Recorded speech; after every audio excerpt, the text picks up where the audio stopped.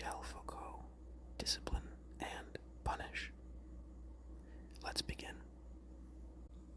Discipline and Punish, The Birth of the Prison, is a 1975 book by French philosopher Michel Foucault. It is an analysis of the social and theoretical mechanisms behind the changes that occurred in Western penal systems during the modern age, based on historical documents from France. Foucault argues that prison did not become the principal form of punishment just because of the humanitarian concerns of reformists. He traces the cultural shifts that led to the predominance of prison via the body and power. Prison is used by the disciplines, new technological powers that can also be found, according to Foucault, in places such as schools, hospitals, and military barracks. In a later work, Security, Territory, Population, Foucault admitted that he was somewhat overzealous in his argument that disciplinary power conditions society. He amended and developed his earlier ideas. Section 1. Summary. The main ideas of discipline and punish can be grouped according to its four parts: torture, punishment, discipline, and prison. Section 1. Torture. Foucault begins by contrasting two forms of penalty: the violent and chaotic public torture of Robert Francois Damiens, who was convicted of attempted regicide in the mid-18th century, and the highly regimented daily schedule for inmates from an early 19th century prison. These examples provide a picture of just how profound the changes in Western penal systems were after less than a century. Foucault wants the reader to consider what led to these changes and how Western attitudes shifted so radically.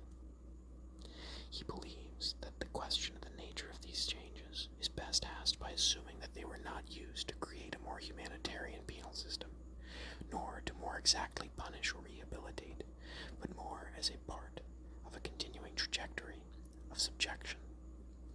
Foucault wants to tie scientific knowledge and technological development to the development of the prison to prove this point. He defines a microphysics, quote-unquote, of power, which is constituted by a power that is strategic and tactical rather than acquired, preserved, or possessed. He explains that power and knowledge imply one another, as opposed to the common belief that knowledge exists independently of power relations. Knowledge is always contextualized in a framework which makes it intelligible, so the humanizing discourse of psychiatry is an expression of the tactics of oppression. That is, the ground of the game of power is not won by liberation, quote-unquote, because liberation already exists as a facet of subjection. Quote, the man described for us, whom we are invited to free, is already in himself the effect of a subjection much more profound than himself, end quote. The problem for Foucault is that in some sense a theoretical modeling which posits a soul, an identity, the use of the soul being fortunate since identity or name would not properly express the method of subjection, e.g., if mere materiality were used as a way of tracking individuals, then the method of punishment would not have switched from torture to psychiatry, which allows a whole materiality of prison to develop. In What is an Author, Foucault also deals with the notion of identity and its use as a method of control, regulation, and tracking. He begins by examining public torture and execution. He argues that the public spectacle of torture and execution was a theatrical form, the original intentions of which eventually produced several unintended consequences. Foucault stresses the exactitude with which torture is carried out and describes an extensive legal framework in which it operates to achieve specific purposes. Foucault describes public torture as a ceremony. Their intended purposes were: bullet point 1, to make the secret public. According to Foucault, the investigation was kept entirely secret, even from the accused. The secret of the investigation and the conclusion of the magistrates was justified by the publicity of the torture. Bullet point 2, to show the effect of investigation on confession. According to Foucault, investigation because partial proofs meant partial guilt.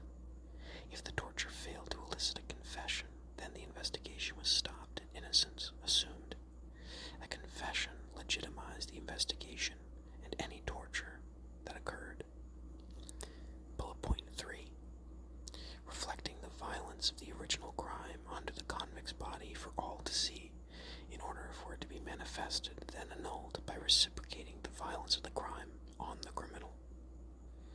Bullet point 4. Enacting the revenge upon the convict's body which the monarch seeks for having been injured by the crime.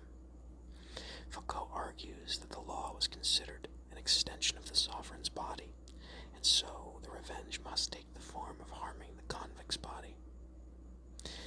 Quote, it, referring to torture, assured the articulation of the written on the oral, the secret on the public, the procedure of investigation on the operation of the confession. It made it possible to reproduce the crime on the visible body of the criminal. In the same horror, the crime had to be manifested and annulled. It also made the body of the condemned man the place where the vengeance of the sovereign was applied, the anchoring point for a manifestation of power, an opportunity of affirming the dissymmetry of forces. End quote. Foucault looks at public torture as the outcome, quote, of a certain mechanism of power, end quote, that views crime in a military schema. Crime and rebellion are akin to a declaration of war. The sovereign was not concerned with demonstrating the ground for the enforcement of its laws, but of identifying enemies and attacking them, the power of which was renewed by the ritual of investigation and the ceremony of public torture. Some unintended consequences were, bullet point 1, providing a forum for the convict's body to become the focus of sympathy and admiration.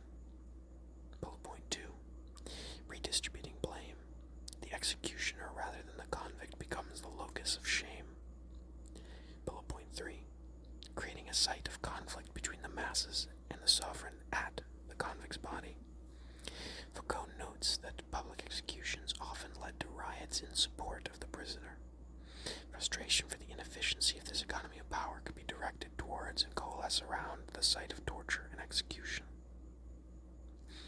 Public torture and execution was a method the sovereign deployed to express his or her power, and did so through the ritual of investigation and the ceremony of execution, the reality and horror of which was supposed to express the omnipotence of the sovereign, but actually revealed that the sovereign's power depended on the participation of the people.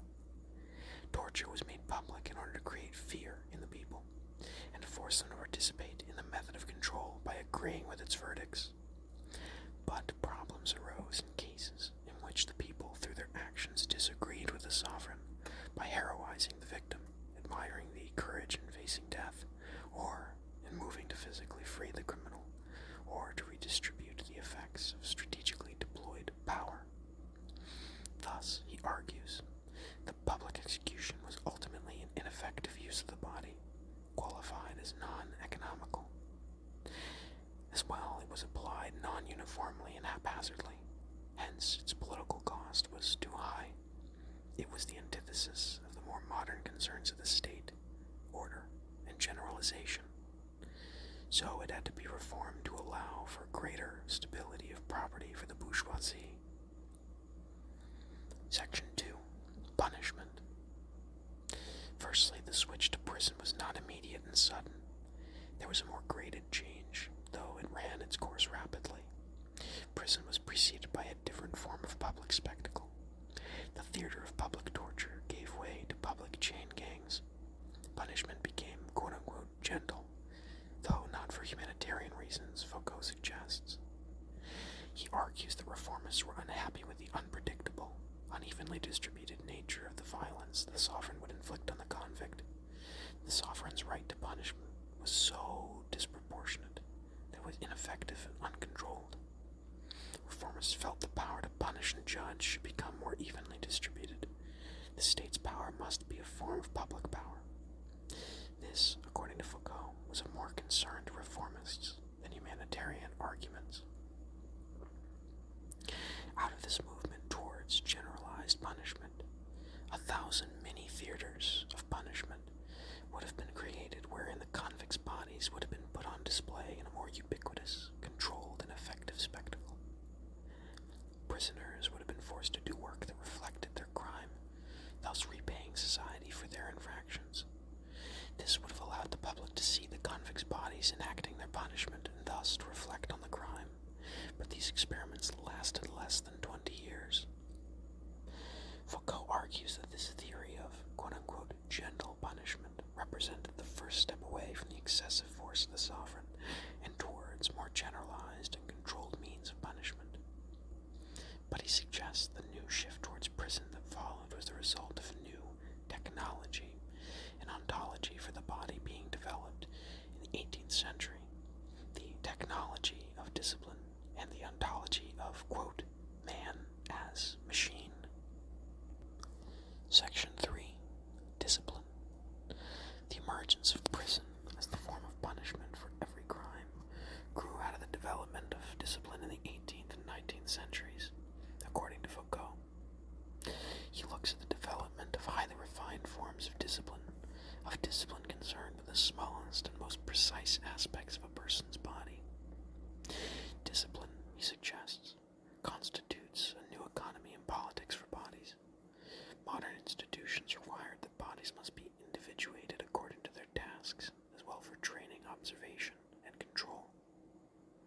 Therefore, he argues, discipline created a whole new form of individuality for bodies, which enabled them to perform their duty with the new forms of economic, political, and military organizations, emerging in the modern age and continuing to today. The individuality that discipline constructs for the bodies it controls has 4 characteristics. Namely, it makes individuality, which is, bullet point 1, cellular, determining the spatial distribution of the bodies. Bullet point 2, organic, ensuring that the activities required of the bodies are, quote-unquote, natural for them. Bullet point 3, genetic, controlling the evolution over time of the activities of the bodies. And bullet point 4, combinatory, allowing for the combination of the force of many bodies into a single, massive force. Foucault suggests this individuality can be implemented in the systems that are officially egalitarian, but use discipline to construct non-egalitarian power relations. Quote, historically, the process by which the bourgeoisie became in course of the 18th century the politically dominant class was masked by the establishment of an explicit, coded, and formally egalitarian judicial framework, made possible by the organization of a parliamentary representative regime. But the development and generalization of disciplinary mechanisms constituted the other dark side of these processes. The general juridical form that guaranteed a system of rights that were egalitarian in principle was supported by these tiny, everyday physical mechanisms. But all those systems of micropower that are essentially non-egalitarian and asymmetrical that we call the disciplines. End quote. Foucault's argument is that discipline creates quote-unquote docile bodies, ideal for the new economics, politics, and warfare of the modern industrial age. Bodies that function in factories, ordered military regiments, and school classrooms. But to construct docile bodies, the disciplinary institutions must be able to constantly observe and record the bodies they control, and ensure the internalization of disciplinary individuality within the bodies being controlled. That is, discipline must come about without excessive force through careful observation and molding of the bodies into the correct form through this observation. This requires a particular form of institution, exemplified, Foucault argues, by Jeremy Bentham's panopticon. This architectural model, though it was never adopted by architects according to Bentham's exact blueprint, becomes an important conceptualization of power relations for prison reformers in the 19th century, and its general principle is a recurring theme in modern prison construction. The panopticon was the ultimate realization of a modern disciplinary institution. It allowed for constant observation characterized by an unequal gaze. the constant possibility of observation. Perhaps the most important feature of the panopticon was that it was specifically designed so that the prisoner could never be sure whether they were being observed at any moment. The unequal gaze caused the internalization of disciplinary individuality and the docile body required of its inmates. This means one is less likely to break rules or laws if they believe they are being watched, even if they are not. Thus, prisons, and specifically those that follow the model of the panopticon, provide the ideal form of modern punishment. Foucault argues that this is why the generalized, gentle punishment of public work gangs gave way to the prison. It was the ideal modernization of punishment, so its eventual dominance was natural. Having laid out the emergence of the prison as the dominant form of punishment, Foucault devotes the rest of the book to examining its precise form and function in society, laying bare the reasons for its continued use and questioning the assumed results of its use. Section 4. Prison. In examining the construction of the prison as the central means of criminal punishment, Foucault builds a case for the idea that prison became part of a larger carceral system that has become an all-encompassing sovereign institution in modern society. Prison is just one part of a vast network, including schools, military institutions, hospitals, and factories, which build a panoptic society for its members. This system creates, quote-unquote, disciplinary careers for those locked within its corridors. It is operated under the scientific authority of medicine, psychology, and criminology. Moreover, it operates according to principles that ensure that it, quote, cannot fail to produce delinquents, end quote. Delinquency, indeed, is produced when social petty crimes, such as taking wood from the Lord's lands, is no longer tolerated, creating a class of specialized, quote-unquote, delinquents, acting as the police's proxy in surveillance of society. The structures Foucault chooses to use as his starting positions help highlight his conclusions, in particular his choice as a perfect prison of the penal institution at Mettray helps personify the carceral system. Within it is included the prison, the school, the church, and the workhouse, or industry, all of which feature heavily in his argument. The prisons at Neufchâtel and Mettray were perfect examples for Foucault, because they, even in their original state, began to show the traits for which Foucault was searching. Moreover, they showed the body of knowledge being developed about the prisoners, the creation of the delinquent class, and the disciplinary careers emerging. The final section, reception. The historian Peter Gay described Discipline and Punish as the key text by Foucault that has influenced scholarship on the theory and practice of 19th century prisons. Though Gay wrote that Foucault, quote, breathed fresh air into the history of penology and severely damaged, without wholly discrediting traditional Whig optimism, about the humanization of penitentiaries as one long success story, end quote. He nevertheless gave a negative assessment of Foucault's work, endorsing the critical view of Gideon Wright in his 1983 book, Beyond the Guillotine and Liberty, 2 Centuries of the Crime Problem in France. Gay concluded that Foucault and his followers overstate the extent to which keeping, quote, the masses quiet, unquote, motivates those in power, thereby underestimating factors such as, quote, contingency, complexity, the sheer anxiety or stupidity of the power holders, end quote, or their authentic idealism. Law professor David Garland wrote an explication and critique of Discipline and Punish. Towards the end, he sums up the main critiques that have been made. He states, quote, the major critical theme which emerges, and is independently made by many different critics, concerns Foucault's overestimation of the political dimension. Discipline and Punish consistently proposes an explanation in terms of power, sometimes in the absence of any supporting evidence, where other historians would see a need for other factors and considerations to be brought into account, end quote. Another criticism leveled against Foucault's approach is that he often studies the discourse of, quote-unquote, prisons, rather than their concrete practice. This is taken up by Fred Alford. Quote, Foucault has mistaken the idea of prison as reflected in the discourse of criminologists for its practice. More precisely put, Foucault presents the utopian ideals of 18th century prison reformers, most of which were never realized, as though they were the actual reforms of the 18th and 19th centuries. One can see this even in the pictures in Discipline and Punish, many of which are drawings for ideal prisons that were never built.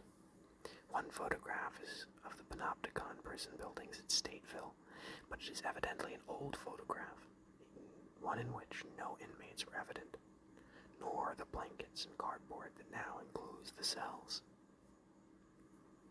The final section. See also. Discourse, a Foucauldian concept developed in Discipline and Punish, among other works. Drill commands, Foucauldian discourse analysis, governmentality, panopticism, and finally, the history of sexuality. And with that, we're finished. I hope you enjoyed. I hope you learned.